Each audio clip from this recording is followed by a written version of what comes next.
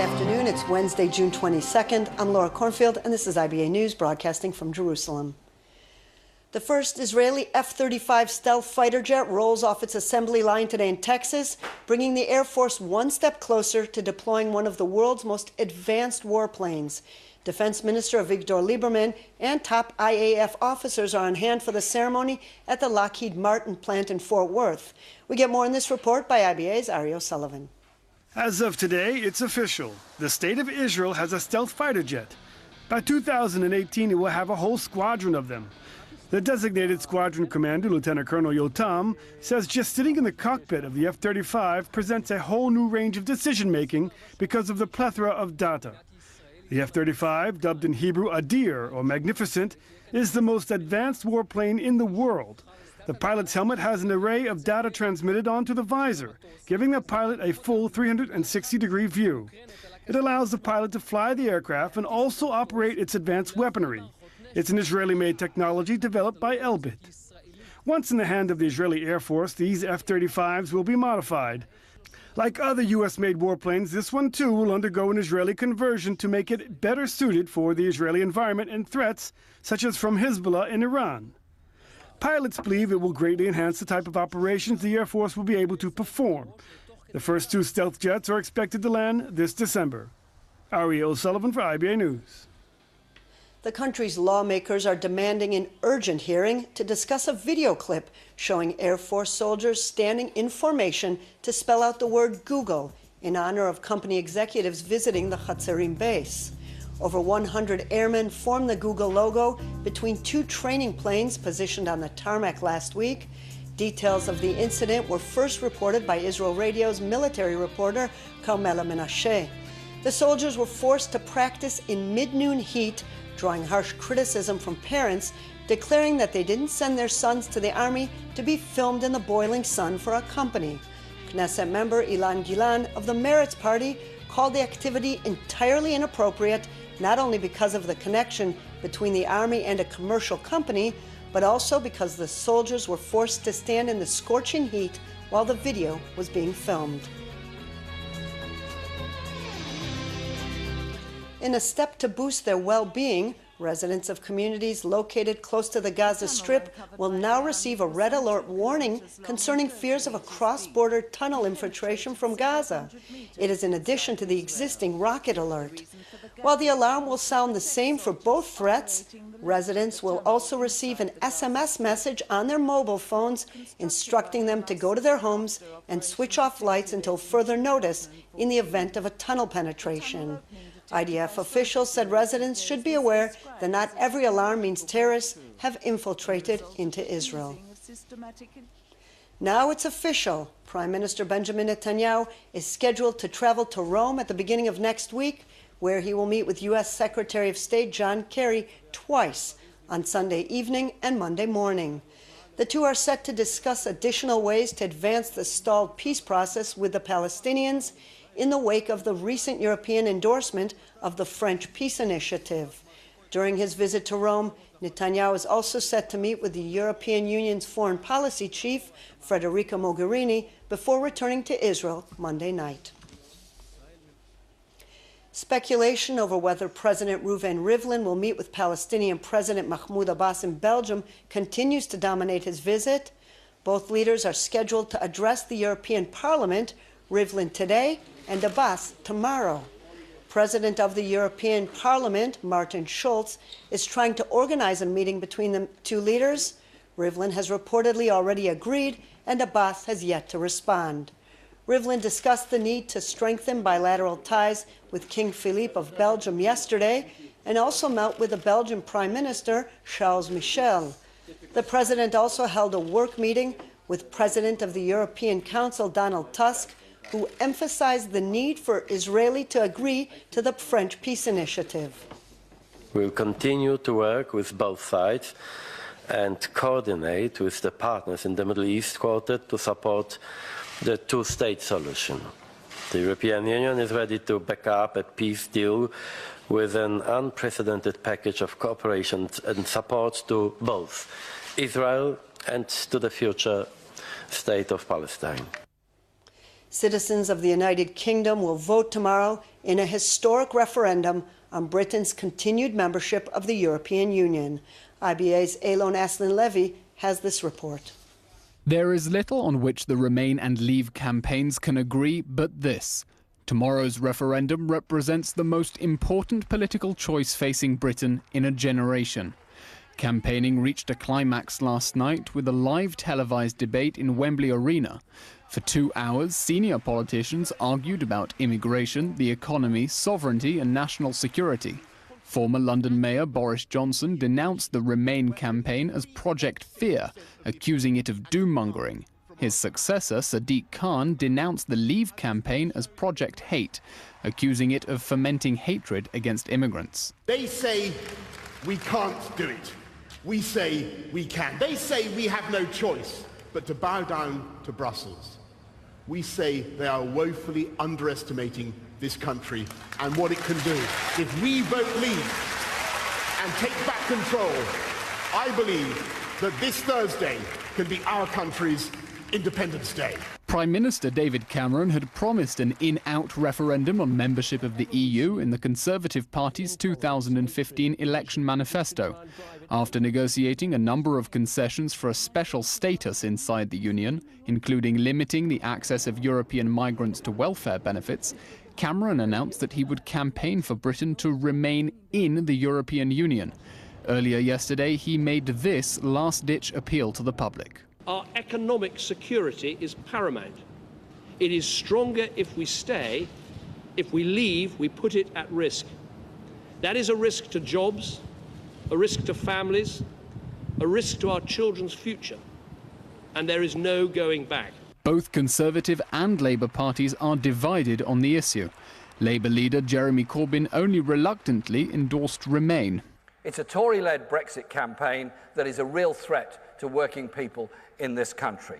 So I say, we remain to fight, we remain to improve living conditions and standards all across the continent. According to opinion polls, the vote is too close to call and will go down to the wire.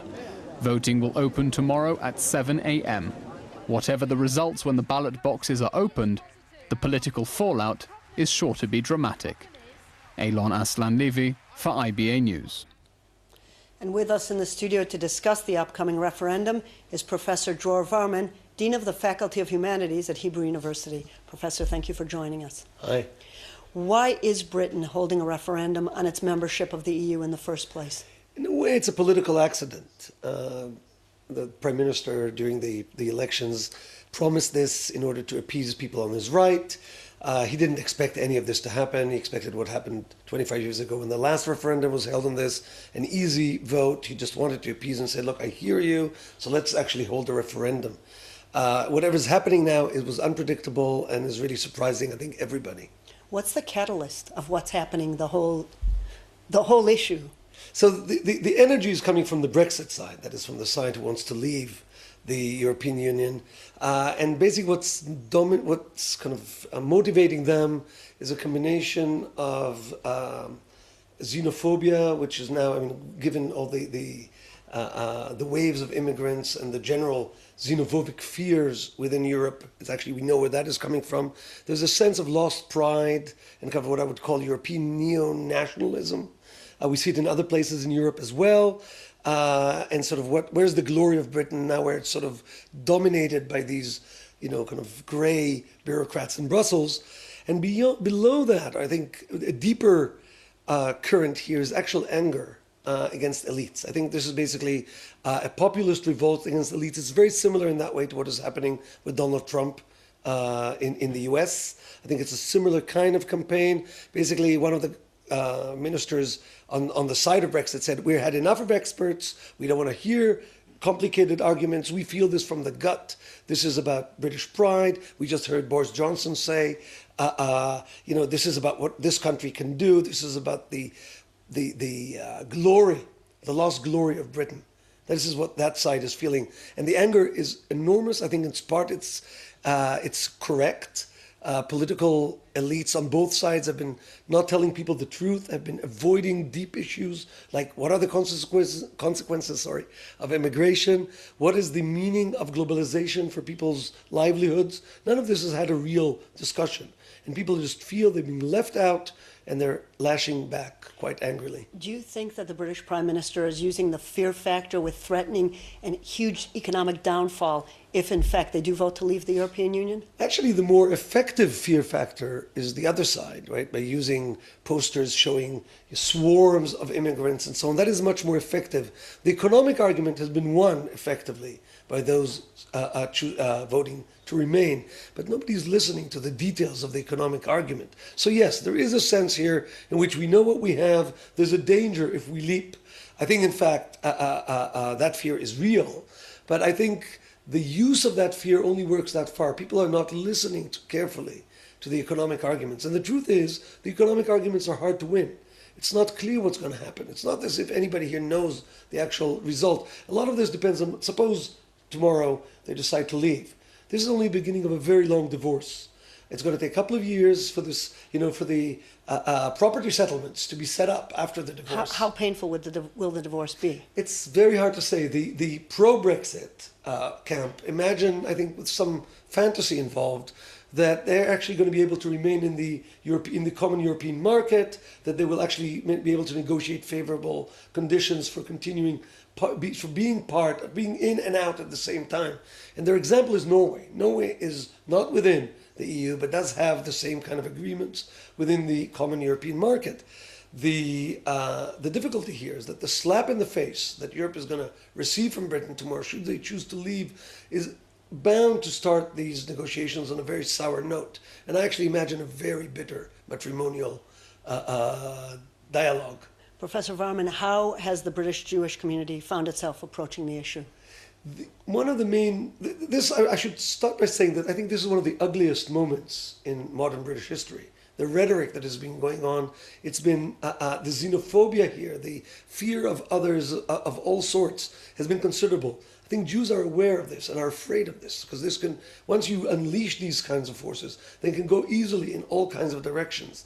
So, and I think part of what is going to determine tomorrow is actually the reaction to the hate campaign, and that's even before the murder of the Parliament, of the Member of Parliament Joe Cox, which only accentuated this. At the same time, also, there's a clear differentiation here based on education. The more educated they are, the more wealthy you are, the more you tend to vote Remain.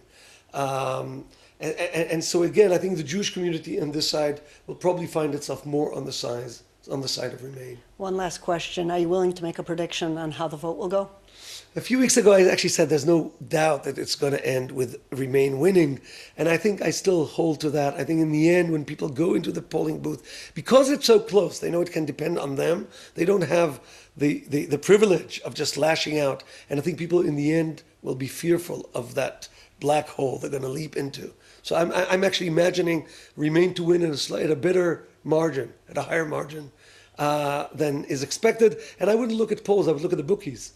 The bookies have been collecting bets, and the odds are in favor of Remain. It's pretty clear. And British bookies know their business. They know their business. Professor Dror Veerman from the Hebrew University, thanks so much for being our guest. Thank you very much. Public Security Minister Gilad Erdan's name was mentioned in a police document detailing suspected criminal activity, a Channel 2 report revealed. The television report failed to detail the allegations against Erdan that reportedly occurred when he served as Communications Minister and Minister of Environmental Affairs. Police and the Justice Ministry refused to comment on the report. The allegations against Erdan arose just days after a Channel 10 report revealed police had compiled files on all 120 Knesset members, finalizing the document in 2014. The report generated shockwaves in the Knesset, with Knesset Speaker Yuli Edelstein demanding an explanation from Police Chief Roni Al-Sheikh. The dossier was compiled by head of the police investigations and intelligence Meni Yitzhaki. However, the information gathered never resulted in open investigations, even though allegations of criminal activities arose. Edelstein insists meeting with Al-Sheikh and Yitzhaki as soon as possible in order to discuss why information on lawmakers was compiled. The Knesset's Constitution and Law Committee has called on the government to open all protocols relating to the so-called missing Yemenite children affair. The emotionally charged case relates to the disappearance of hundreds of babies and toddlers of new immigrants, mostly from Yemen, between the years 1948 and 1954. In most incidents, parents were told that their newborn children had suddenly died. The parents have been charging for years that their children were still alive and were abducted and given or sold to families of Ashkenazi descent. During the deliberations, the state's chief archivist said he was willing to disclose all 1.5 million pages from nearly 400 files, but demanded the release of information be approved by the government. He stressed that even if publication was authorized, there was still an issue regarding the protection of privacy. Committee Chairman M.K. Nisan Slomiansky said he will push the government to publicize the protocols and plans to initiate legislation on the matter should his call be rejected. Previous state inquiries into the affair had determined that the majority of children in most cases had died, while dozens of cases remain inconclusive. Prime Minister Netanyahu wrote on his Facebook page that the affair remains an open wound among many families who continue to seek the truth regarding their loved ones, and that it was time to reveal what happened and let justice prevail. In exciting news for immigrants, the Knesset has approved a new official national day to celebrate Aliyah. Yom HaAliyah will be celebrated on the 7th of the Hebrew month of Cheshvan to coincide with the Torah portion in which God commands Abraham to migrate to Israel. The day will also honor the 10th of Nisan, when the Bible says Joshua and the Israelites crossed the Jordan River. The official date was moved to later in the year so that schools, which would otherwise be on their Passover vacation, could hold special educational activities on Aliyah. Israel welcomed 30,883 new immigrants last year, mostly from France, Russia, and Ukraine. The bill passed its final reading yesterday with 21 votes in favor and 5 from Arab legislators against. This year, the first Aliyah Day will be marked on the 8th of November.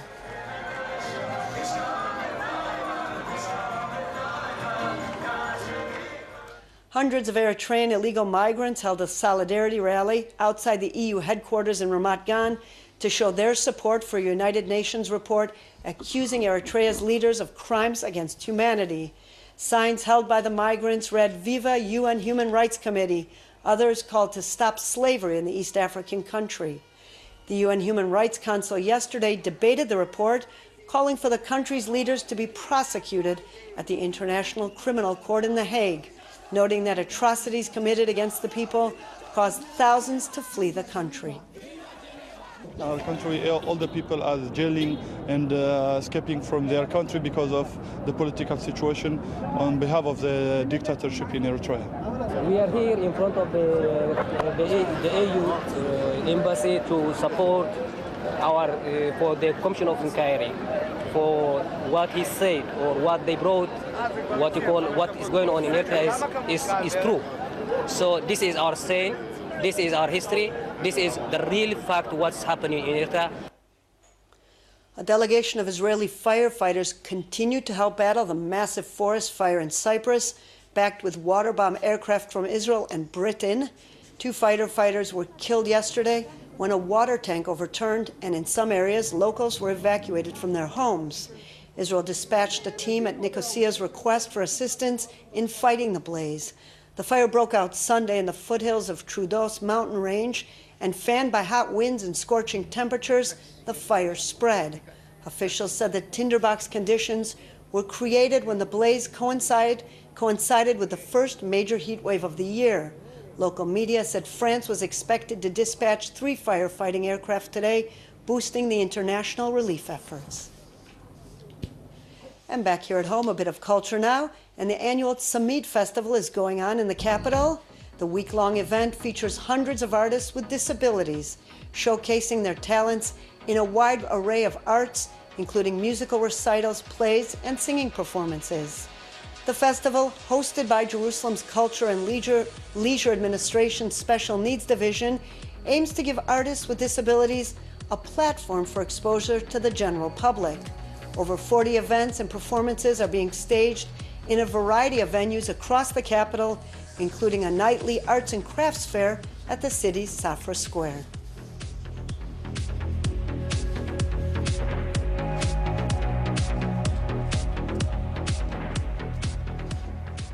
That's the annual Tzimid Festival. And in local money matters, shares were up on the Tel Aviv Stock Exchange while the shekel strengthened in foreign currency trading. Here are the numbers.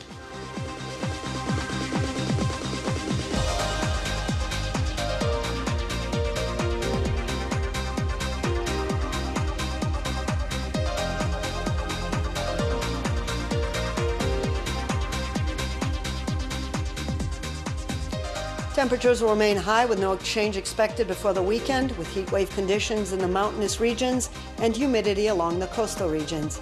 Here are the highs and lows.